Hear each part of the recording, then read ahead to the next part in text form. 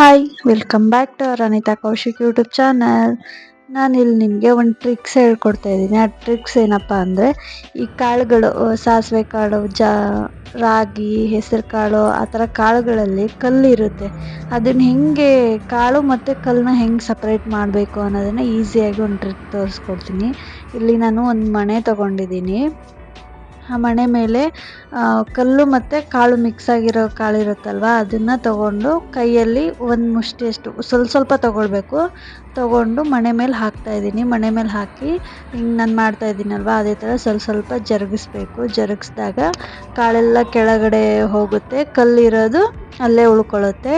But ಮಣೆನ ಸ್ವಲ್ಪ ಸ್ಲ್ಯಾಂಟಾಗಿ ಇಟ್ಕೋಬೇಕು, ತುಂಬ ಸ್ಲ್ಯಾಂಟಾಗಿ ಇಟ್ಕೋಬಾರ್ದು. ಆಮೇಲೆ ಮಣೆನ ತುಂಬ ನಾರ್ಮಲಾಗೂ ಇಟ್ಕೋಬಾರ್ದು, ಚೂರು ಸ್ಲ್ಯಾಂಟಾಗಿ ಇಟ್ಕೊಂಡ್ರೆ ಸ್ಲ್ಯಾಂಟಾಗಿ ಇಟ್ಕೊಂಡು ಕಾಳನ್ನ ಜರುಗಿಸ್ತಾ ಹೋದರೆ ಕಲ್ಲೆಲ್ಲ ಅಲ್ಲೇ ಉಳ್ಕೊಳ್ಳುತ್ತೆ, ಕಾಳೆಲ್ಲ ಕೆಳಗೆ ಹೋಗುತ್ತೆ.